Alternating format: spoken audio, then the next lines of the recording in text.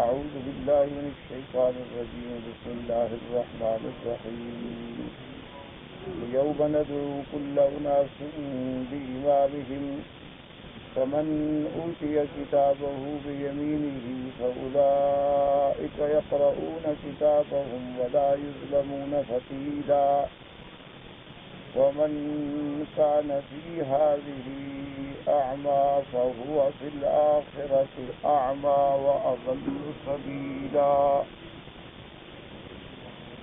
قال المؤلف المفسر رحمه الله تعالى وقال تعالى ووضع الكتاب فترى المجرمين مشفقين مما فيه الآية ويحتمل أن المراد بإمامهم أي كل قوم بمن يأتمون به فأهل الإيمان ائتموا بالأنبياء عليهم السلام وأهل الكفر ائتموا بأئمتهم. المفسر رحمۃ اللہ علیہ قرآن مقدس کی اس آیت مبارک کی تفسیر بیان فرما رہے ہیں کہ یوم ندعو کل اناس بامامہم، کہ جس دن لوگوں کو پکارا جائے گا ان کے اماموں کے ساتھ. امامہم سے کیا مراد؟ تو بعض علماء کرام نے تو یہ ارشاد فرمایا تھا کہ مراد یہ ہے کہ ہر امت کو اس کے نبی کے ساتھ بلایا جائے گا. جو پیغمبر بھیجے گئے، جو امت ہے پیغمبر ان کے لیے امام ہے، تو سب کو یعنی بے نبی کی ہیں. اور ایک قول ہم نے یہ بھی پڑھا کہ امام سے مراد ہے بے کتاب، کہ اللہ تبارک و تعالیٰ قیامت میں جب بلائیں گے ہر امت کو تو ان کی کتاب ساتھ. کیا معنی؟ وہ کتاب جو ان کے نبی پہ اتری ہے، یعنی موسیٰ علیہ السلام پہ تورات اتری، عیسیٰ علیہ السلام پہ انجیل اتری، سرکار دو عالم پہ اللہ نے قرآن اتارا. تو اللہ تبارک و تعالیٰ اس کتاب کو اور اس امت کو بلائیں گے کہ تم نے اس کتاب پہ کیا ایمان لائے اور کیا عمل کیا. یہ دو قول ہو گئے. تیسرا قول یہ ہے کہ قیامت والے دن اللہ پاک جب انسانوں کو پکاریں گے تو سب اپنی اپنی کتاب، کیا معنی؟ نامہ اعمال، ہر آدمی جو ہے وہ اپنے نامہ اعمال کے ساتھ اللہ کی درگاہ میں حاضر ہوگا. اس کو نامہ عمل پکڑا دیا جائے گا اور حکم دیا جائے گا اقرأ کتابک کفیٰ بنفسک اليوم علیک حسیبا. اب مفسر رحمۃ اللہ علیہ فرماتے ہیں کہ یہ مراد بھی ہو سکتی ہے کہ امام سے مراد یہ ہے کہ جن کی دنیا میں وہ اتباع کرتے ہیں. اب مسلمان جو ہیں اس میں کوئی شک نہیں کہ وہ اتباع کرتے ہیں سیدنا محمد مصطفیٰ صلی اللہ علیہ وسلم کی، اور کافر جو ہیں وہ اپنے اپنے ائمہ کی اتباع کرتے ہیں. تو سب کو بلایا جائے جیسے اللہ نے فرمایا وَجَعَلْنَاهُمْ أَئِمَّةً يَدْعُونَ إِلَى النَّارِ، کہ کافروں کے بھی امام ہیں جو ان کو جہنم کی طرف بلاتے ہیں. وفي الصحيحين تتبع كل أمة ما كانت تعبد ويتبع من كان يعبد الطواغيت. جیسے صحیحین میں بھی حدیث موجود ہے بخاری اور مسلم میں کہ ہر امت جو ہے اس کے پیچھے آئے گی جس کی عبادت کرتے ہیں. جن لوگوں نے اللہ معاف کرے عیسیٰ علیہ السلام کو عبادت کی، یا جن لوگوں نے حضرت عزیر علیہ السلام کی عبادت کی، یا بعض لوگ تھے جنہوں نے طواغیت کی اور بتوں کی اور تماثیل کی، تو وہ اصل جو ہیں ان کے ساتھ آئیں. وَكَمَا قَالَ اللَّهُ تَبَارَكَ وَتَعَالَى وَتَرَى كُلَّ أُمَّةٍ جَاثِيَةً كُلُّ أُمَّةٍ تُدْعَىٰ إِلَىٰ كِتَابِهَا الْيَوْمَ تُجْزَوْنَ مَا كُنتُمْ تَعْمَلُونَ هَٰذَا كِتَابُنَا يَنطِقُ عَلَيْكُمْ بِالْحَقِّ إِنَّا كُنَّا نَسْتَنسِخُ مَا كُنتُمْ تَعْمَلُونَ. جیسے اللہ نے فرمایا کہ قیامت والے دن جب آپ دیکھیں گے کہ ہر امت جو ہے وہ گھٹنوں کے بل گری ہوئی ہے اور ہر امت کو پکارا جائے گا اس کے لکھے کی طرف اور کہا جائے گا اليوم تجزون ما کنتم تعملون، کہ آج تمہیں بدلہ دیا جائے گا اس کا جو عمل کرتے تھے. ھذا کتابنا ینطق علیکم بالحق، یہ کتاب ہے جو تم پر سچی بات کہہ رہی، اور ہم نے سب کچھ نقل کیا جو تم دنیا میں عمل کرتے تھے. وهذا لا ينافي أن يجاء بالنبي إذا حكم الله بين أمته فإنه لا بد أن يكون شاهدا على أمته بأعمالها. اب مفسر رحمۃ اللہ علیہ فرماتے ہیں کہ یہ قول جو ہے اس بات کے منافی نہیں ہے کہ اللہ تبارک و تعالیٰ قیامت والے دن جب امتوں کو پکاریں گے تو وہ ان کے ساتھ ان کے نبی بھی آئیں گے، وہ کتاب بھی آئے گی، کیونکہ انبیاء تو گواہی دیں گے قیامت والے دن. فَكَيْفَ إِذَا جِئْنَا مِنْ كُلِّ أُمَّةٍ بِشَهِيدٍ وَجِئْنَا بِكَ عَلَى هَؤُلَاءِ شَهِيدًا. اللہ نے فرمایا اس دن کیا حال ہوگا جب ہر امت پہ گواہی دینے والا آئے گا، اور میرا محبوب تو سب پہ گواہی دینے والے ہوں گے. كقوله تبارك وتعالى وأشرقت الأرض بنور ربها ووضع الكتاب وجيء بالنبيين والشهداء. اللہ فرماتے ہیں کہ اس دن کیا حال ہوگا جب اللہ کے نور سے زمین روشن ہو جائے گی، یعنی وہ جنت والی قیامت والی زمین. یہ زمین تو ختم ہو جائے، یہ زمین جو ہے یہ بدل دی گئی. يوم تبدل الأرض غير الأرض والسماوات وبرزوا لله الواحد القهار. یہ زمینیں بدل جائیں گی. وہاں جو زمین ہوگی تو جب اللہ فیصلے کے لیے تشریف لائیں گے کما یلیق بشانہ ہی تو زمین روشن ہو جائے گی، اور پھر وہ کتاب رکھ دی جائے گی جس میں سارا کچھ درج ہے، اور انبیاء کو بلایا جائے گا اور گواہوں کو بلایا جائے گا.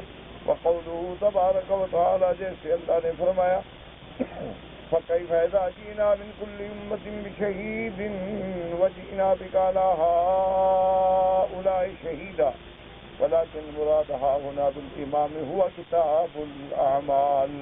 اب مفسر رحمۃ اللہ علیہ فرماتی ہیں کہ لفظ امام کا اطلاق جو ہے ان تمام اقوال پہ ہوتا ہے، لیکن اس جگہ راجح قول یہی ہے کہ سب کے نامہ اعمال کتاب الاعمال جو ہے وہ بھی ہاتھ میں ہوگی اور اللہ کی دربار میں پیش ہوں گے.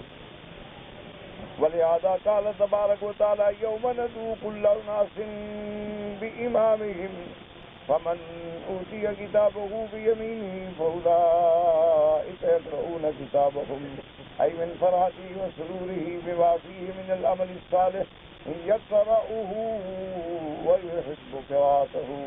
جیسے اللہ نے فرمایا کہ جب ان کو پکارا جائے گا اور جن لوگوں کو کتاب نامہ عمل داہنے ہاتھ میں ملے گا وہ پڑھیں گے اور خوش ہوں گے، کیونکہ اس میں اس کے اعمال صالحہ ہیں، اس کے ماشاءاللہ اعمال اچھے درجے، اور وہ امتحان میں کامیاب کھڑا ہے تو وہ تو اپنا نامہ عمل پڑھے گا. فَأَمَّا مَنْ أُوتِيَ كِتَابَهُ بِيَمِينِهِ فَيَقُولُ هَاؤُمُ اقْرَءُوا كِتَابِيَهْ. وہ اپنے دوستوں کو بھی بلائے گا کہ آؤ پڑھو میرا نامہ عمل. وَأَمَّا مَنْ أُوتِيَ كِتَابَهُ بِشِمَالِهِ فَيَقُولُ يَا لَيْتَنِي لَمْ أُوتَ كِتَابِيَهْ وَلَمْ أَدْرِ مَا حِسَابِيَهْ. اور جس کو بائیں ہاتھ میں ملے گی وہ کہے گا ہائے کاش مجھے نہیں ملتا تو بہتر. وقوله تبارک و تعالی ولا يظلمون فتیلا. اور قیامت والے دن جو ہے اللہ تبارک و تعالی کی عدالت ہوگی اور اللہ کے عدل و انصاف میں حق ہوگا، عدل ہوگا، صدق ہوگا، ذرے کے برابر بھی ظلم نہیں ہوگا. یہ مثال دی جاتی ہے کبھی فتیل سے کبھی کتمیر سے. معنی یہ ہوتا ہے کہ بالکل ذرے کیوں اللہ کی ذات جو ہے وہ ظلم سے پاک ہے. اللہ تبارک و تعالی جو بھی فیصلہ فرمائیں گے وہ عدل ہوگا اور حق ہوگا. وقوله تبارک و تعالی ولا يظلمون فتیلا قد تقدم ان الفتیل والخیط المستطیل في شق النواة. اب مفسر رحمۃ اللہ علیہ فرماتی ہیں کہ فتیل سے کیا مراد ہے؟ وہ فرماتے ہیں کہ کھجور کی گٹھلی کے درمیان میں جو ایک دھاگا سا ہوتا ہے وہ فتیل، یعنی اتنا ذرا کے برابر بھی ظلم نہیں ہوتا.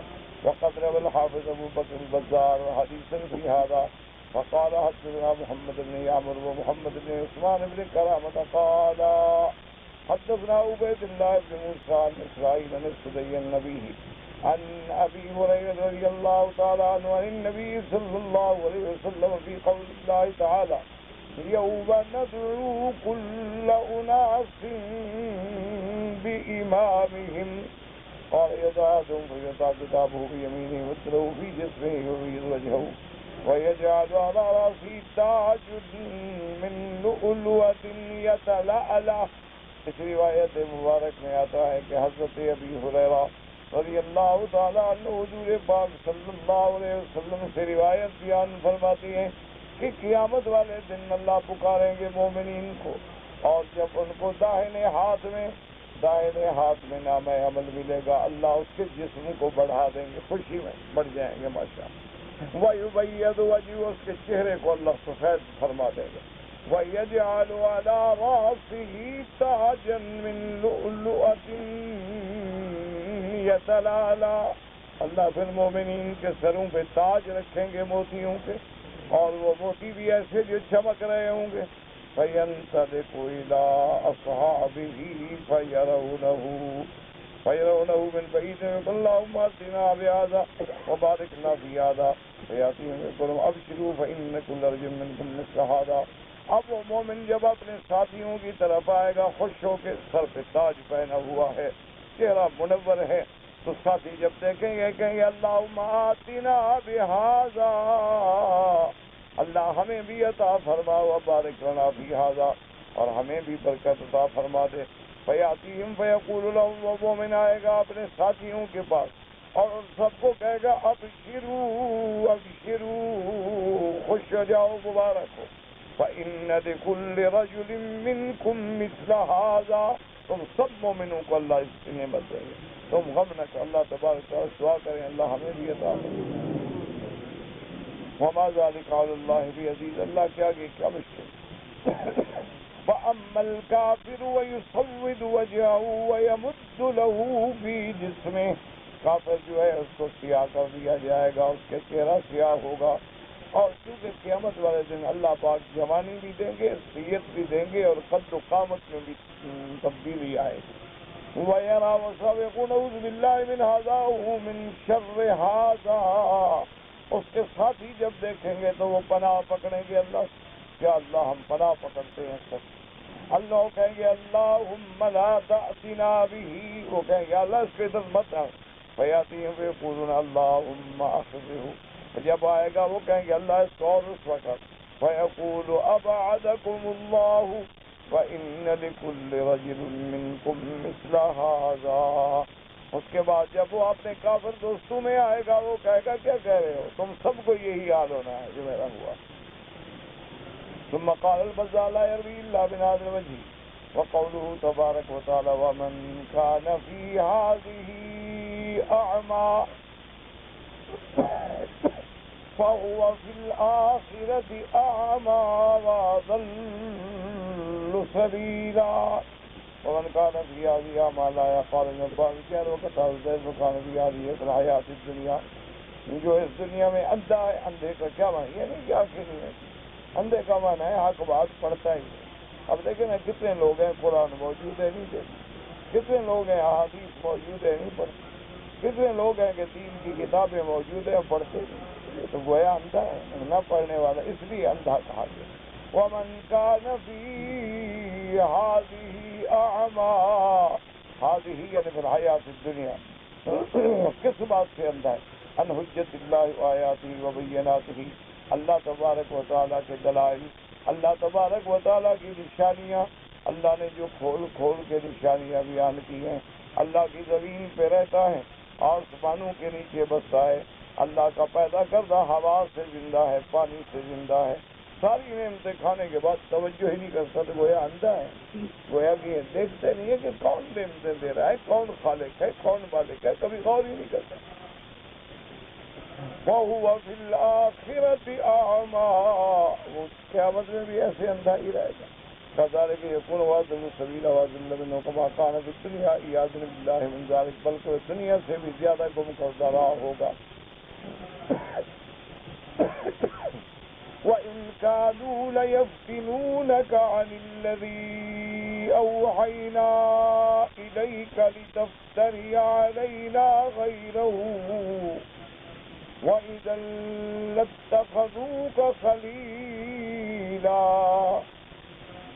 وَلَوْلَا أَن ثَبَّتْنَاكَ لَقَدْ كِدتَّ تركن إليهم شيئا قليلا إذا لأذقناك ضعف الحياة وضعف الممات ثم لا تجد لك علينا نصيرا وإن كادوا ليستفزونك من الأرض ليخرجوك منها وإذا لا يلبسون خلافك إلا قليلا سنة من قد أرسلنا قبلك من رسلنا ولا تجد لسنتنا تحویلا. اب اللہ تبارک و تعالی نے ان آیات میں ارشاد فرمایا ہے وَإِن كَادُوا لَيَفْتِنُونَكَ عَنِ الَّذِي أَوْحَيْنَا إِلَيْكَ. قریب ہے کہ یہ آپ کو ہٹا دیں، پھسلا دیں، بچلا دیں. منع وہی ہے کہ ہٹا دیں اس احکام سے، اس حکم سے جو ہم نے آپ کی طرف جاری کیا ہے، تاکہ آپ ہم پر کوئی اور چیز بنا کے لائیں اور پھر یہ بنائیں آپ کو اپنا دوست.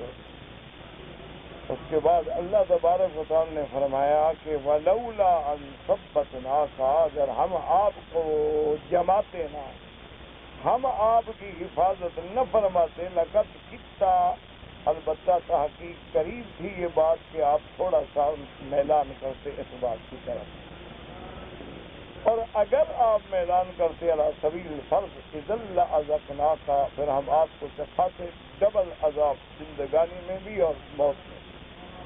ثم لا تجد لك علینا نصیرا، پھر آپ نہ پاتے ہم پر کوئی مدد کرنا.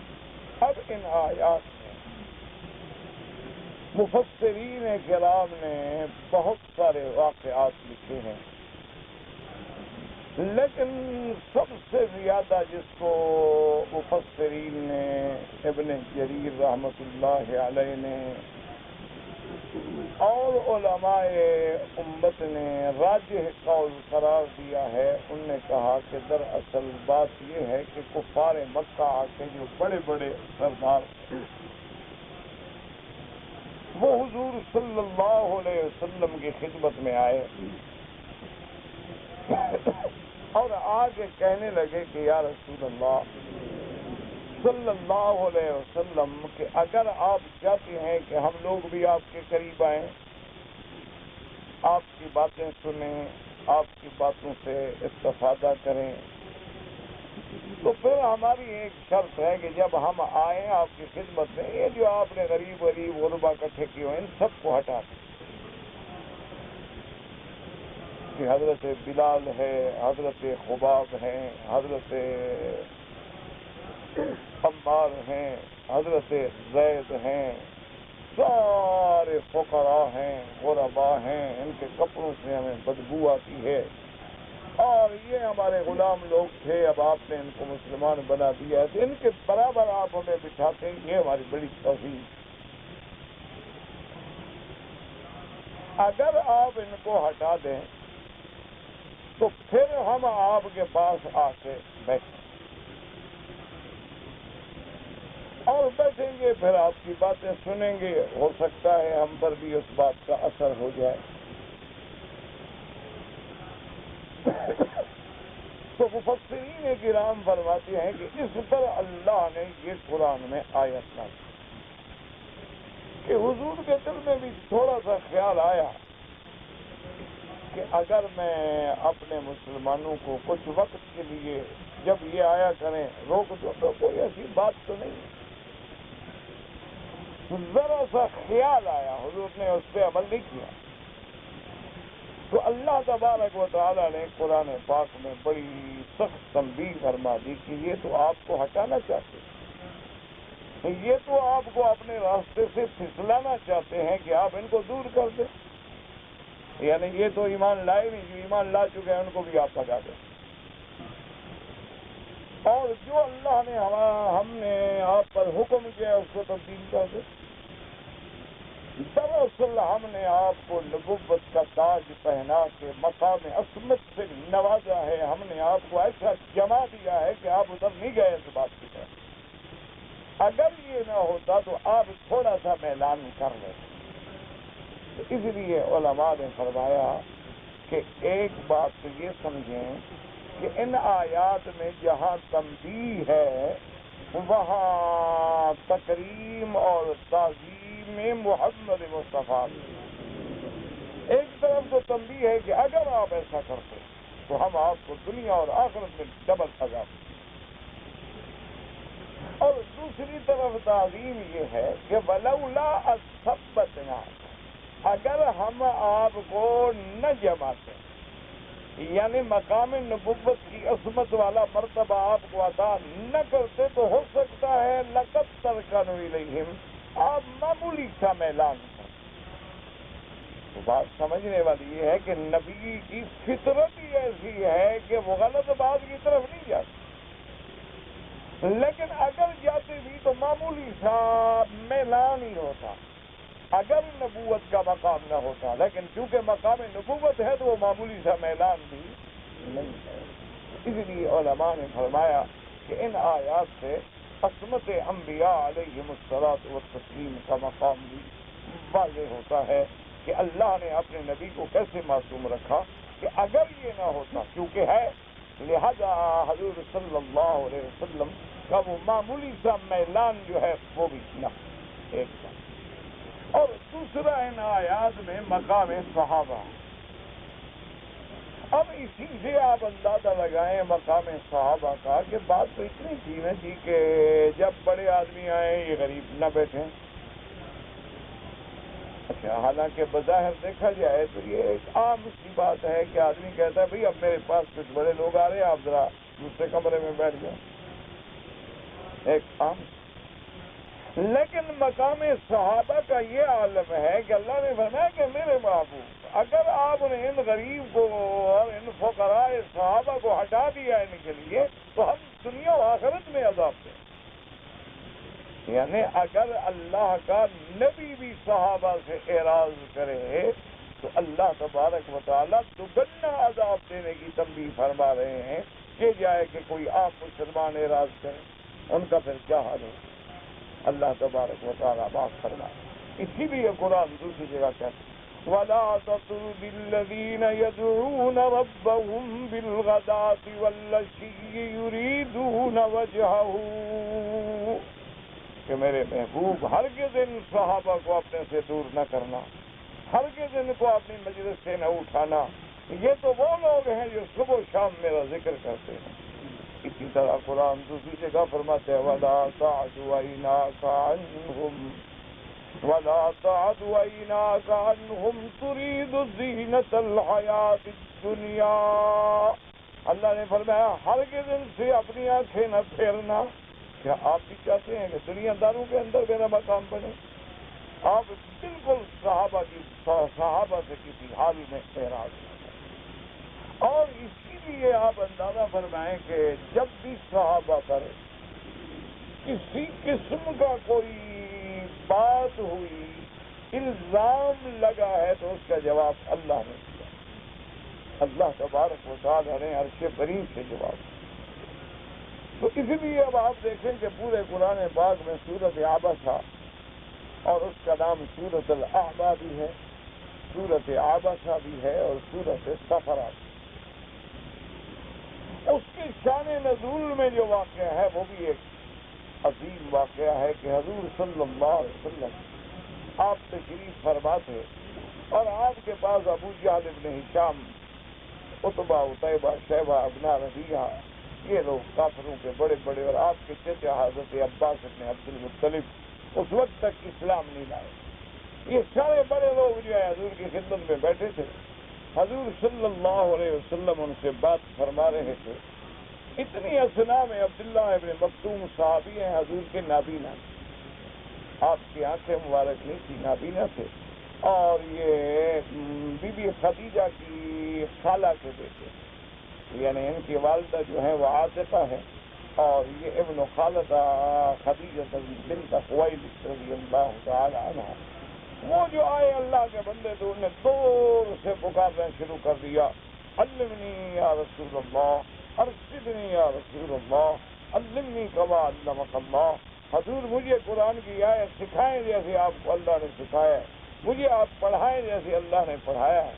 اب حضور صلی اللہ علیہ وسلم کی یہ بات بڑی کرا گزری، آپ کو یہ بات بڑی شاک گزری کہ میں ان سے بات کر رہا ہوں، اور آداب محفل کا تقاضا بھی یہی ہے کہ جب آدمی کسی سے باتوں میں مشغول ہے تو دوسرا بات نہ توڑے۔ اور تیسری بات یہ ہے کہ یرجع اسلام ہو، مجھے امید ہے کہ میری باتوں سے شاید یہ مسلمان ہو جائیں، اور اگر یہ لوگ مسلمان ہو جائیں تو ان کے پیچھے تو پھر ہزاروں لوگ اسلام میں آ جائیں، کیونکہ یہ تو بڑے لوگ ہیں، اگر سردار علاقے کا مسلمان ہو جائے تو سارا علاقہ مسلمان ہو جائے۔ حضور صلی اللہ علیہ وسلم کی یہ بات ناگوار نکلی، اور آپ کی ماتھا مبارک پہ بھی بل آیا، اور آپ نے اعراض بھی فرمایا اور اس کو منع بھی فرمایا، تو اس پر اللہ نے قرآن نازل کر دیا کہ میرا مدنی عبس و تولی ان جاءہ الاعمی، آپ کے چہرے پہ تیوری پڑ گئی اور آپ نے رخ پھیر لیا اس سے جو نابینا آیا آپ کی خدمت میں۔ آپ نے کیا کیا، کیوں کیا ہے آپ نے؟ یعنی اللہ نے فوراً قرآن نازل کروا دیا، اور حضور صلی اللہ علیہ وسلم یعنی اس آیات مبارکہ کے نزول کے بعد جب بھی عبداللہ ابن ام مکتوم آتے تو حضور فرماتے ھذا فیما عاتبنی فیہ ربی، یہ میرا وہ صحابی ہے جس کے لیے میرا اللہ مجھ سے ناراض ہو گیا۔ اور حضور صلی اللہ علیہ وسلم سے مرحبا مرحبا بعبداللہ، آؤ بھی میرے ساتھ سکھاؤ۔ اور حضور صلی اللہ علیہ وسلم نے عبداللہ ابن ام مکتوم کو 2 دفعہ، بعض روایات میں تو آتا ہے 13 دفعہ، لیکن بعض روایات میں ہے کہ 2 دفعہ جب حضور غزوے کے لیے جنگ کے لیے تشریف لے گئے تو آپ نے اپنا قائم مقام بنایا عبداللہ ابن ام مکتوم کہ میرے بعد مسجد نبوی میں میرے مصلی پہ عبداللہ ابن ام مکتوم کھڑا ہوا، تاکہ اس کے دل کے اندر اگر کوئی تھوڑی سی ناراضگی ہے تو وہ بھی ظاہر ہو جائے۔ تو اسی سے اندازہ کریں کہ اللہ کو صحابہ کا مقام کتنا پیارا ہے، کہ اگر ایک صحابی نے حضور نے ذرا سا منہ پھیرا ہے تو اللہ نے عطا فرما دی۔ اور جو لوگ ہمیشہ کے لیے صحابہ سے منہ پھیرتے ہیں، صحابہ کو برا کہتے ہیں، صحابہ پہ تبرہ کرتے ہیں، صحابہ کے ایمان میں شک کرتے ہیں، ان کا قیامت میں کیا حال ہے۔ اللہ تبارک و تعالی ہر مسلمان کو ہدایت عطا فرمائے۔ باقی علماء نے یہ لکھا ہے کہ بھی یہ عجیب بات ہے کہ حضور پاک جس کام میں مشروف تھے وہ تو بڑا اہم تھا کہ وہ اسلام لے آئے، اور عبداللہ ابن ام مکتوم جو ہے وہ تو پہلے سے مسلمان ہے، مسلمان ہے، صحابی ہے، اس کو تو کسی وقت بھی سبق پڑھایا جا سکتا ہے، اور یہ لوگ تو قسمت سے آتے ہیں، تو پھر کیوں عتاب آیا؟ تو علماء نے فرمایا کہ اس کی ظاہری شکل یہ تھی کہ عام دیکھنے والوں کو یہ سمجھ آتی کہ اللہ کے نبی نے ایک غریب مسلمان سے رخ موڑ کے غنی کی طرف توجہ کی، تو اللہ کو فقراء جو ہیں وہ زیادہ پیارے، اللہ تبارک و تعالیٰ کو وہ غریب جو ہے وہ زیادہ پیارے۔ اور دوسری بات یہ تھی کہ مومن کا سمجھنا جو تھا وہ تو ہدایت کا یقینی طریقہ تھا، اور ان کے بارے میں تو ایک خیال تھا بھی اسلام لے آئیں گے، لائیں یا نہ لائیں، ایک موہوم امید ہے، تو ایک یقینی کام کو چھوڑ کر موہوم امید کے پیچھے لگ جانا جو ہے وہ بھی کوئی اچھی بات نہیں۔ اور اسی طرح علماء نے یہ بھی جواب دیا ہے کہ جیسے آج کل بعض ہمارے نوجوان نئے تعلیم یافتہ لوگ جو ہیں وہ زیادہ تر علماء پہ اور مولویوں پہ اور واعظ کرنے والوں پہ اور تبلیغ کرنے والوں پہ اعتراض کرتے ہیں کہ دیکھو جی ان لوگوں کو مسلمان ہی ملے ہیں تبلیغ کرنے کے لیے، کافروں کو جا کے کیوں نہیں کرتے؟ کافروں کو جائیں کلمہ پڑھائیں، کافروں کو جائیں دین سمجھائیں، یہ ہر وقت ہمارے پیچھے پڑے ہوئے ہیں، تو یہ کیا بات ہے؟ تو اللہ نے واضح کر دیا نہیں، مسلمانوں کا سنبھالنا زیادہ ضروری ہے۔ کافر ایمان لاتا ہے لائے، نہیں لاتا تو نہ لائے۔ فمن شاء منکم فلیؤمن ومن شاء منکم فلیکفر۔ تو اس لیے اللہ نے فرمایا میرا بدری اگر مکے کے سردار اسلام لاتے ہیں تو لائیں، نہیں لاتے آپ اپنے مومنوں کا فکر کریں، آپ عبداللہ ابن ام مکتوم کا فکر کریں کہ جو لوگ اسلام کے قلب میں داخل ہو گئے ہیں ان کی حفاظت کریں، ان کے دین کی حفاظت کرو، انہیں نماز سمجھاؤ، انہیں روزہ سمجھاؤ، انہیں دین کے ارکان سمجھاؤ تاکہ وہ اپنے دین پہ قائم دائم رہیں اور جمے رہیں۔ باقی اللہ تبارک و تعالیٰ کی دعوت ہے، دیتے رہے، کوئی اسلام لے آئے گا الحمدللہ، کوئی نہ لے آئے تو اسلام کسی کو جبر نہیں کرتا۔ اس لیے علماء نے فرمایا کہ یہ آیات مبارک سے ہیں نازل ہوئی کہ اگر آپ پر نبوت کا پہرا نہ ہوتا، اگر آپ پر عصمت کی چادر نہ ہوتی تو آپ ہی ذرا میل کر لیتے، لیکن چونکہ آپ نبی ہیں، آپ معصوم ہیں، اللہ تبارک و تعالیٰ نے آپ کو عصمت و عظمت کا تاج پہنایا ہے، اس لیے آپ نے ایسا نہیں کیا۔ اور دوسری آیت جو اس کے بعد اللہ نے قرآن میں نازل فرمائی ہے، فرمایا وَإِن كَادُوا لَيَسْتَفِزُّونَكَ مِنَ الْأَرْضِ لِيُخْرِجُوكَ مِنْهَا وَإِذًا لَّا يَلْبَثُونَ خِلَافَكَ إِلَّا قَلِيلًا سُنَّتَ مَن قَدْ أَرْسَلْنَا قَبْلَكَ مِن رُّسُلِنَا وَلَا تَجِدُ لِسُنَّتِنَا تَحْوِيلًا۔ اب مفسر رحمۃ اللہ علیہ فرماتے ہیں ان آیات مبارک کے بارے میں، آپ نے فرمایا قریب تھا یہ آپ کو بچلا دیتا کہ نکالیں آپ کو ادھر سے، حالانکہ یہ نہیں جانتے۔ وَإِذًا لَّا يَلْبَثُونَ خِلَافَكَ إِلَّا قَلِيلًا، اگر یہ آپ کو نکال دیں گے تو سُنَّتَ مَن قَدْ أَرْسَلْنَا قَبْلَكَ مِن رُّسُلِنَا، اور یہی میرے اللہ تبارک و تعالیٰ کا طریقہ ہے انبیاء میں جو آپ سے پہلے بھیجے گئے، اور اللہ تبارک و تعالیٰ کے احکام، اللہ تبارک و تعالیٰ کے فیصلے میں آپ کبھی تبدیلی نہیں پائیں گے۔ ان کے بارے میں علماء فرماتے ہیں دو روایات۔ ایک روایت تو یہ ہے کہ جب میرے آقا رحمت للعالمین حبیب رب العالمین سید الاولین والآخرین سیدنا محمد الرسول اللہ صلی اللہ علیہ وسلم آپ مدینے میں تھے تو یہودیوں کے جو حبر تھے، احبار تھے، ان کے پادری تھے، پنڈت تھے، مولوی تھے، وہ آئے حضور کی خدمت۔ انہوں نے کہا کہ یا رسول اللہ صلی اللہ علیہ وسلم، اگر آپ اللہ کے سچے نبی ہیں تو پھر آپ بجائے مدینہ منورہ کے شام کیوں نہیں کیا فرماتے؟ کیونکہ شام جو ہے وہ معدن الانبیاء والمرسلین ہے، اللہ تبارک و تعالی نے اکثر انبیاء جو ہیں ارض شام میں بھیجے ہیں، اور پھر آپ کے جد امجد سیدنا ابراہیم الخلیل علیہ السلام کا مقام ہے، تو آپ مدینہ منورہ کے بجائے شام تشریف لے جائیں۔ یعنی انہوں نے ایک بہانہ بنایا کہ اس طریقے سے حضور کو مدینہ سے نکالا جائے۔ تو اللہ تبارک و تعالی نے قرآن میں یہ آیت نازل فرمائی کہ یہ تو آپ کو نکالنا چاہتے ہیں، لیکن ان کو پتہ نہیں ہے کہ آپ اگر نکل بھی جائیں تو پھر یہ کتنے دن رہیں گے، ان کو بھی تو نصیب نہیں ہوگا رہنا۔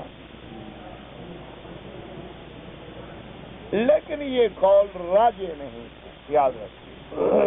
وجہ یہ ہے کہ یہ سورت مکیہ ہے اور یہود کا تعلق جو ہے وہ مدینہ منورہ سے ہے، تو لہذا یہ قول جو ہے علماء نے فرمایا راجع نہیں ہے، بلکہ قول یہ ہے کہ مکے والوں نے سازش کی، مکے والوں نے پروگرام بنایا کہ اللہ کے نبی کو مکے سے نکالا جائے، جس کو اللہ نے قرآن میں دوسرے مقام پہ بھی نقل کیا کہ انہوں نے باقاعدہ دار الندوہ میں میٹنگ کی، مشورہ کیا کہ حضور صلی اللہ علیہ وسلم کو یا قتل کر دیا جائے یا آپ کو مکے سے نکال دیا جائے، تاکہ جب آپ چلے جائیں گے تو پھر یہاں کوئی دعوت دینے والا باقی نہیں رہے گا، تو مسئلہ ختم ہو جائے۔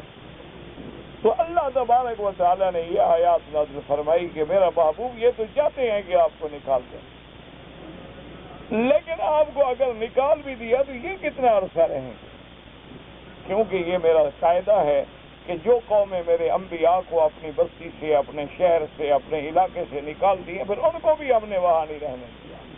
کہ دیکھو نا، نوح علیہ السلام کو دیکھ لیں، جب قوم نے تنگ کیا تو قوم ہی نہ رہی۔ لوط علیہ السلام کو دیکھ لیں، جب قوم نے تنگ کیا لوط علیہ السلام نکلے تو قوم ہی نہ رہی۔ اسی طرح صالح علیہ السلام نکلے تو قوم ہی نہ رہی۔ اسی طریقے سے آپ تمام انبیاء سابقین کا پڑھیں کہ جب ان لوگوں نے انبیاء کو تنگ کیا، انبیاء علیہ السلام کو نکالا تو پھر ان کو بھی رہنا نصیب نہیں کیا۔ مکے والوں نے بھی جب حضور پاک کو مکے سے ہجرت کرنے پہ مجبور کر دیا تو پھر نتیجہ کیا نکلا کہ 1 سال نہ گزرا تو 70 سردار بدر میں مارے گئے۔ اس کے بعد جناب اگر احد میں آئے تو آخر کے اندر پھر بھی ناکام لوٹے کہ مدینے پہ تو قبضہ نہ کر سکے، اور اس کے بعد پھر جنگ احزاب میں شکست کھائی۔ اس کے بعد انہوں نے حتیٰ کہ مکہ سارا فتح ہو گیا اور کافروں کو حکم ہو گیا کہ جو مشرک ہیں، نجس ہیں، ناپلید ہیں، نکال دو ان کو اللہ کے حرم سے۔ اس لیے اللہ تبارک و تعالیٰ کا وعدہ سچا رہا، اور چونکہ یہ آیات مبارکہ جو ہیں اس سورت سے تعلق رکھتے ہیں جو سورت مکیہ ہے، تو علماء کرام نے اس قول کو ترجیح دی ہے اور اس قول کو راجح قرار دیا ہے کہ یہی مکے والی بات جو ہے زیادہ راجح ہے۔ البتہ یہود والا قصہ جو ہے مدینہ منورہ کا وہ راجح نہیں، کیونکہ یہود تو مدینہ منورہ میں تھے اور یہاں تو تھے ہی نہیں، اس لیے ہمیشہ یاد رکھے کہ یہ قول جو ہے وہ زیادہ راجح ہے۔ اب مفسر رحمۃ اللہ علیہ فرماتی ہے خبر تعالیٰ عن تأییدہ رسولہ صلوات اللہ علیہ وسلم وتصبیتہ وعصمتہ وسلامتہ من شر الاشرار وکید الفجار۔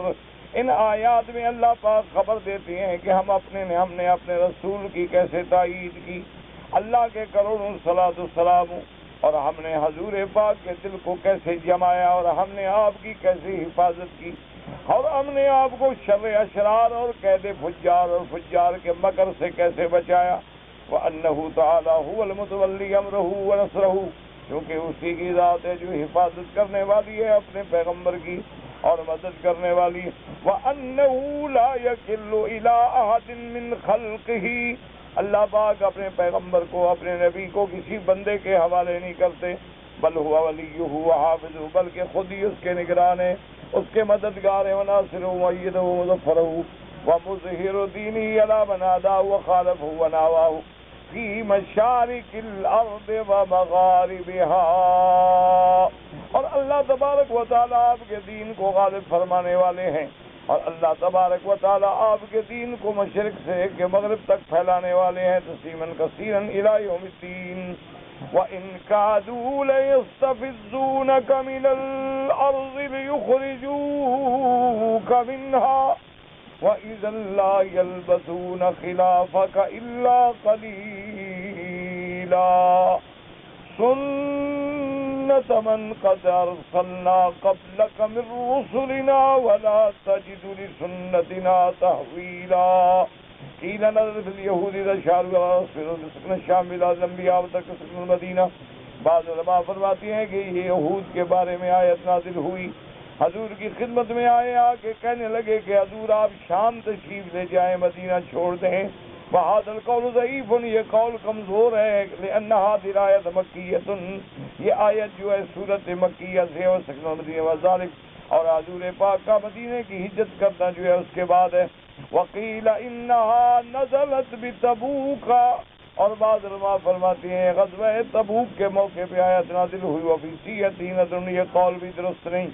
روى البيهقي والحاكم عن سمن احمد بن عبد الجبار الطاوي عن يونس بن بكير بن عبد الحميد بن بحرام بن شعر بن اوشب بن عبد الرحمن بن غنم ان اليهود اتوا رسول الله صلی اللہ علیہ وسلم یوما فقالوا یا ابا القاسم، یہودی حضور کی خدمت میں آئے، یا کہنے لگے یا ابا القاسم، یہ حضور کی کنیت ہے، ان كنت صادقا انك نبی فالحق بالشام، اگر آپ سچے ہیں کہ اللہ کے نبی ہیں تو پھر آپ شام جائیں۔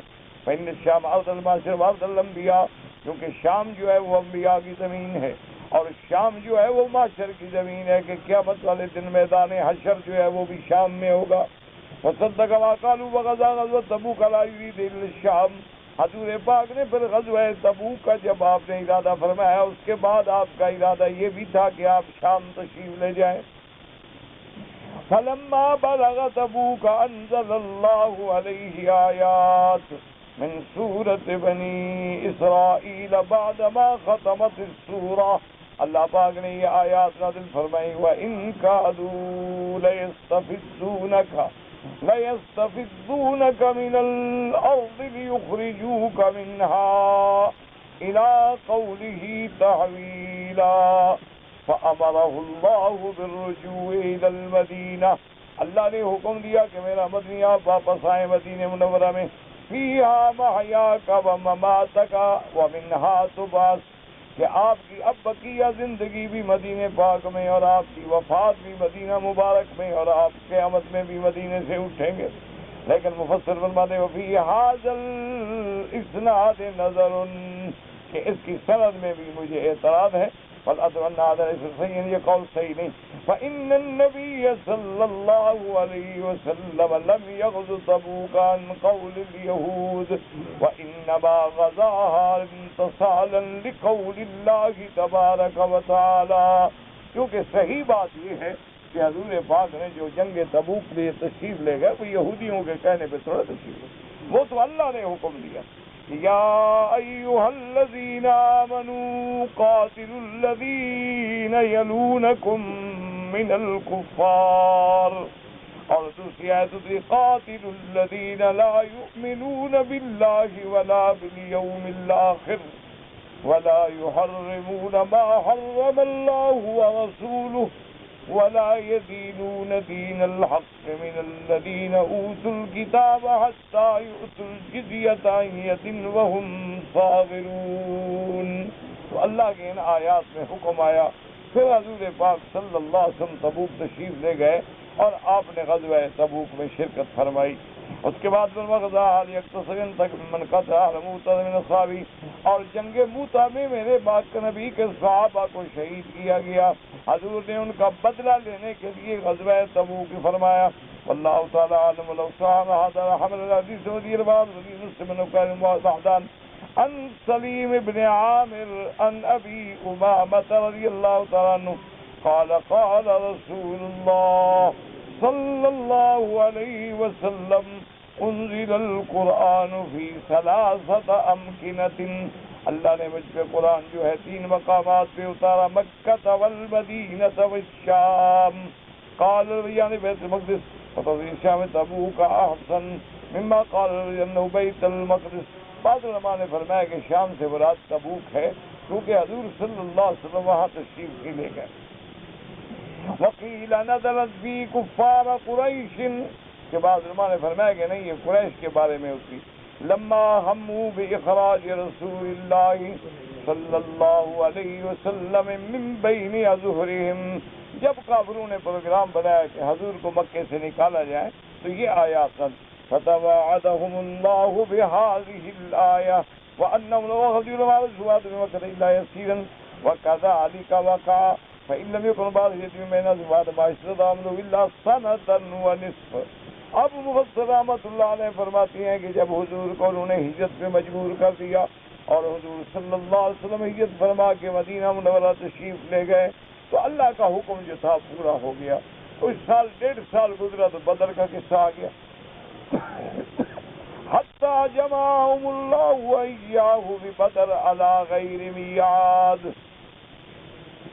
فأمكنه منهم وسلطه عليهم وأظفره بهم وقتل أشرافهم وسبع ذراريهم. بغیر کسی پروگرام کے، بغیر کسی جنگ کے اعلان کے اللہ نے حضور پاک کو کافروں سے جنگ بدر میں ملایا اور پھر آپ کی مدد فرمائی اور مسلمانوں کو کامرانی اور کامیاب فرمایا. اللہ تبارک و تعالیٰ کی نصرت سے اور مدد سے اللہ پاک نے ایسا آپ کو قوت دی کہ ان کے بڑے بڑے سردار مارے گئے، قید ہو گئے. وَلِهَذَا قَالَ تَعَالَى سُنَّةَ مَنْ قَدْ أَرْسَلْنَا قَبْلَكَ مِنْ رُسُلِنَا هَكَذَا عَادَتُنَا، یہی اللہ کی عادت مبارک. فِي الَّذِينَ كَفَرُوا بِرُسُلِنَا وَآذَوْهُمْ، جن لوگوں نے کافروں نے حضور رسولوں کے ساتھ کفر کیا، تکلیفیں دی. بخروج الرسول من بین اظہرہم، جن لوگوں نے انبیاء کو مجبور کر کے اپنے بستیوں سے نکالا. یاتیہم العذاب، ان کو اللہ کے عذاب نے پکڑ لیا. ولولا انه صلی اللہ تعالی علیہ وسلم رسول الرحمت لجاءه من انك بدنیا ما راك وليحد به ولهذا قال اللہ تعالی ما كان الله يسمن فيهم. اللہ تبارک و تعالی رحمت فرمائے مفسر فرماتے ہیں کہ اگر حضور رسول الرحمت رحمت للعالمین اگر آپ نہ ہوتے تو قوم قریش پہ اور ان لوگوں پہ تو ایسے عذاب آتے جو کبھی کسی قوم پہ نہیں. یہ تو وجہ تھی کہ حضور کی وجہ سے بچ گئے. اور حضور صلی اللہ علیہ وسلم جب ہجرت فرمائی تو اس کے بعد متواتر عذاب آئے، قحط کا عذاب آیا، قتل کا عذاب آیا، سبھی کا عذاب آیا، حتیٰ کہ ان کا ملک ختم ہو گیا، مکہ فتح ہو گیا اور پورے علاقے میں اسلام کا غلبہ ہو گیا. واللہ تعالی اعلم. کہتے جی کہ بعض لوگ جو ہیں حضور صلی اللہ علیہ وسلم کا نام جب آتا ہے تو انگوٹھے چوم کے آنکھوں کو لگاتے ہیں. میرا بھائی یہ خالص بدعت ہے، اس کا دین سے کوئی تعلق نہیں. ایک ہمیشہ بات یاد رکھا کریں کہ اللہ کا دین جو ہے میرے بعد نبی کی زندگی میں مکمل ہو گیا. اللہ کی نعمتیں پوری ہو گئیں اور حضور نے پورے اصول دین سمجھا دیے اور ان سے جو مسائل تھے، استنباطات تھے، وہ حضور کے بعد خلفائے راشدین، صحابہ، تابعین، خیر القرون کے زمانے میں سارا دین واضح نکھر کے سامنے.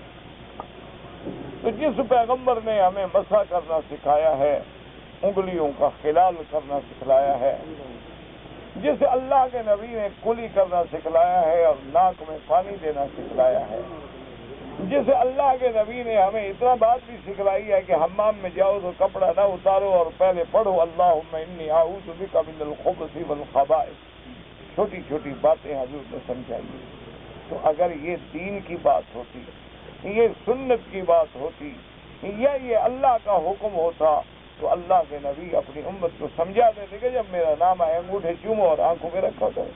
حضور نے فرمایا جب میرا نام آئے تو درود پڑھا کرو کہ اللہم صلی علی محمد وعلی آل محمد کما صلیت علی ابراہیم وعلی آل ابراہیم فی العالمین انک حمید مجید. یہ تو بس لوگوں نے اپنے اپنے عقیدت میں ایک رواج بنا رکھے ہیں، جیسے پاؤں پہ جھکنا، پاؤں پہ ہاتھ رکھنا، پاؤں پہ گر جانا اور ہاتھ باندھ کے کھڑے ہونا. یہ ایک عادات ہیں. اب آپ سندھ کے علاقے میں دیکھیں بڑے بڑے مسلمان ہیں ماشاءاللہ پکے رہے کہ وہ ہندو کی طرح وہ بھی ہاتھ باندھ. ایک رواج ہے، پڑ گئی، عادت ہے، پڑ گئی. حالانکہ نہ اللہ کے رسول سے تعلق ہے، نہ اسلام سے تعلق ہے، نہ دین سے تعلق. تو یہ ایک رواج بن گیا ہے جس کا دین سے تعلق نہیں، خالص بدعت ہے اور کل بدعت ضلالہ. حضور نے فرمایا کہ دین کے اندر جو بات نئی گھڑی جائے وہ بدعت ہے اور ہر بدعت گمراہی ہے اور گمراہی جو ہے اس کا ٹھکانہ جہنم ہوتا ہے. یہ ثواب کے بجائے گناہ کماتا ہے. آپ کہتے جی کہ قبروں پر جو لوگ جا کے قرآن پڑھتے ہیں یہ تو منع ہے. البتہ آپ اتفاق سے مثلا ایک قبرستان سے گزر رہے ہیں تو سنت یہ ہے کہ آپ کہیں السلام علیکم یا دار قوم مؤمنین انا انشاء اللہ بکم لاحقون انتم السابقون ونحن الاثر یغفر اللہ لنا ولکم. اور اگر اس وہاں آپ نے کچھ پڑھا اور دعا کی کہ اللہ ان کو ثواب عطا فرما تو اللہ ثواب دیں گے. لیکن یہ جو لوگوں نے رواج بنایا ہے کہ قرآن پڑھا جائے اور باقاعدہ قاری تنخواہ پہ بٹھائے جاتے ہیں، وہ بڑا آدمی مر جائے نا جس نے ساری زندگی کبھی قرآن پڑھا ہی نہ ہو، ساری زندگی قرآن دیکھا نہ ہو، وہاں پیسے دے کر حافظ بٹھا دیتے ہیں. وہ بیچارے جناب کیمپ لگا کے بیٹھے ہیں کھانے کے لیے، پیسے کے لیے، وہاں قرآن پڑھ رہے ہیں. تو بالکل بدعات ہیں اور ناجائز ہے. حتیٰ کہ جیسے یہاں عرب میں بھی آپ نے دیکھا ہے کہ گرایا ہوتا ہے 3-3 4-4 دن کہ لائٹیں لگا دیتے ہیں، کرسیاں بچھا دیتے ہیں، قہوہ اور چائے چل رہی ہے. یہ عجیب تعزیت ہے. یہ ہم نے نرالی تعزیت دیکھی ہے کہ حضور پاک نے فرمایا کہ میت کے گھر سے 3 دن کھانا ناجائز ہے. یہ سب سے پہلے چائے پلاتے ہیں، سب سے پہلے جناب کہتے ہیں کیوں نہیں ہے بادشاہ حدیث پہ عمل کر رہے ہیں. انا للہ و انا الیہ راجعون. یعنی اس قدر ایک رواج بن گیا وہ نہیں چھوڑے. ایک عادت ہے حالانکہ بالکل شریعت کے خلاف ہے کہ بھی آپ کرایہ کریں. اچھا اب کچھ تھک بھی گئے، آپ کرایہ کر دیں لیکن اندر ٹیپ لگا دیں کیونکہ پڑھنے والے تو ملتے نہیں، کون پڑھے؟ اچھا بھی ٹیپ لگا دیں۔ تو یہ بالکل ناجائز ہے، بدعت ہے۔ 3 دن ہے جائے عزم اللہ اجرکم، اللہ اس کی مغفرت فرمائے، اللہ آپ کو صبر جمیل عطا فرمائے، دعا کریں اور واپس آ جائیں۔ میت کے گھر تو کھانا بھیجنا چاہیے، نہ کہ کھانا چاہیے، نہ کہ جناب پہلے وہ 500,000 ریال تو کرایہ دیں کرسی والوں کو، 500,000 ریال کی بجلی جلائیں، اور اس کے بعد جناب 2-4 آدمی کھڑے کریں جو آپ کو قہوہ پیش کریں اور چائے پیش کریں۔ یہ کون سا دین ہے؟ یہ رواج ہے، بدعت ہے، بالکل رواج بن گئے ہیں لوگوں۔ یہاں بھی آپ نے دیکھا نہیں ہے، ماشاءاللہ مردے پہ سبز چادر ڈالیں گے، کلمہ شریف لکھا ہوا بھی، یہ کون سی سنت ہے؟ کس حدیث مبارک میں ہے کہ یہ سنت رسول اللہ صلی اللہ علیہ وعلی آلہ واصحابہ سے خالص بدعت ہے۔ اسی طرح شادیاں جو ہیں ان کی ماشاءاللہ وہ تو اللہ کرے جانا ہی نہ پڑے، یعنی اتنا منکرات ہیں، اتنا بدعات ہیں کہ ہمارے ملک والے تو ان کے پاؤں کو بھی نہیں پہنچے۔ آپ حیران ہوں گے، 5 لاکھ ریال کرایہ ہے ایک رات کا افراح کا۔ یہ سنت رسول ہے، عمل بالحدیث ہے۔ اور فستان جو سفید پہنا جاتا ہے، جو انگریز پہنتے ہیں، کافر پہنتے ہیں، ہندو پہنتے ہیں، یہودی پہنتے ہیں، وہ فستان بنتا ہے، اور فستان کی سلائی جو ہے وہ 40,000 ریال ہے۔ یہ عمل بھی سننا ہو رہا ہے۔ اور وہاں جناب ماشاءاللہ ایک خاص حصے میں عورتوں کے لیے بھی اور مردوں کے لیے بھی حقے ایسے رکھے ہوتے ہیں جیسے ہمارے یہاں مسجد کا مینار ہوتا ہے۔ یہ بھی سنت رسول ہے۔ انا للہ، جو یہ کریں وہ دین ہو گیا، جو ہم کریں وہ بدعت ہو گئی۔ باقاعدہ مغنی آتی ہیں، باقاعدہ گانے ہوتے ہیں۔ اچھا، ایک اور بدبختی ان کے اندر یہ آئی ہے کہ اب جتنی عورتیں شادی پہ جاتی ہیں وہ اپنا ڈریس جو ہے نا جی وہ بند کر کے ساتھ لے جاتی ہیں، وہ شادی گھر میں تبدیل کرتی ہیں، کیونکہ اگر گھر سے پہن کے جائے تو قریض ٹوٹ جائے گی، اس کی شکل میں تبدیلی آ جائے گی، اور وہاں وہ اریاں ہوگی اور جناب لباس بدلے گی، اور ایک دوسرے کو دیکھ رہے ہیں۔ انا للہ و انا الیہ راجعون۔ پتہ نہیں یہ کون سا دین ہے، کون سا عمل ہے، کون سی سنت ہے۔ اچھا، اس کے بعد جناب دیکھیں کہ ایسے ملک موجود ہیں، آج کی اخبار میں پڑھ رہا تھا کہ ایک عورت کی 4 بچیاں ہیں، اس نے اپنے ہر رشتہ دار کا دروازہ کھٹکھٹایا کہ مہربانی کرو، میری چھوٹی چھوٹی بچیاں ہیں، ان کا باپ معذور ہو گیا ہے، ہمارے گھر میں کھانے کو نہیں ہے، تو آپ ہماری مدد کرنے لگا۔ جاؤ جی جاؤ، ٹھیک ہے، 1-2 روپے دے دو۔ بھائی اب 1-2 روپے سے مدد تھوڑی ہوتی۔ اس نے ہر شریف آدمی کے دروازہ کھٹکھٹایا کہ مجھے نوکری دے دو، اتنے پیسے دے دو کہ میں بچیوں کو صرف روٹی کھلا سکوں۔ کسی نے نہیں دیا، اپنی بچیوں کو لے کے وہ یتیم خانے میں چھوڑ دے کہ چلو ان کو روٹی تو ملے۔ یعنی ایک طرف یہ عالم ہے، اور ایک طرف ماشاءاللہ سنت پہ عمل کرنے والوں کا یہ عالم ہے کہ 4 آدمی بیٹھیں گے اور اتنا بڑا تھال، اور اس پہ آدھا دمبا کٹا ہوا رکھا ہوگا، اس کا 10واں حصہ بھی نہیں کھائیں گے اور چھوڑ کے چلے آئیں۔ یہ بھی عمل بھی سنت ہے۔ کیا لوگوں نے بس عمل بھی سنت، یہ نماز میں رہ گیا، باقی سنت ہر جگہ ختم۔ انا للہ و انا الیہ راجعون۔ اب آپ دیکھ لیں، یعنی میرا یا آپ کا گھر ہو، مولوی کا ہو یا پیر کا ہو، آپ گھروں میں جائیں جناب، آپ کو ایسے پردے نظر آئیں گے ریشمی، ایک پردہ جو 400 ریال میٹر کا ہوگا، پھر ڈبل ٹرپل پردے ہوں گے، پھر پردے باقاعدہ بنانے والے آگے ڈیزائن کریں گے کہ وہ کھڑکی کے مطابق ہو، قالین کے رنگ کے مطابق ہو، کمرے کے کلر کے مطابق ہو، اور اس کو کتنا کھولا جائے، کیسا باندھا جائے، کیسا پھول بن کے وہ نظر آئے۔ یہ سنت ہے۔ یہ حب رسول ہے؟ ٹھیک ہے بھائی، ہم غریب لوگ ہیں، ہمیں رگڑو، ہم پر جو فتوے لگ سکتے ہیں لگاؤ، اور بڑے آدمیوں کے لیے زبان بند رکھو۔ قیامت تو آئے گی نا ایک دن، وہاں تو انصاف ہوگا نا بھائی، یہاں تمہارا زور چلتا ہے لگا لو، اللہ کے ہاں تو ایک دن عدالت میں تو پیش ہوں گے نا۔ انما اشکو بثی وحزنی الی اللہ۔ کسی بڑے آدمی کو ضرورت ہے آپ کی کلمہ حق کہہ دیں؟ سوال ہی پیدا نہیں ہے۔ اچھا اب جناب دیکھیں کہ اس طرح عورتیں فیشن کر کے حرم میں آتی ہیں جیسے کوئی مینا بازار لگا ہوا۔ اگر وہ بڑے گھر کی عورت ہے، مجال ہے کوئی روکے؟ اور میرے جیسے غریب کا ہو تو جناب اللہ رحمت کرے، اس کو تو تحت الثری میں دفن کر دیں۔ انا للہ و انا الیہ راجعون۔ دعا کرو اللہ ہمارے حال سے رحم کرے۔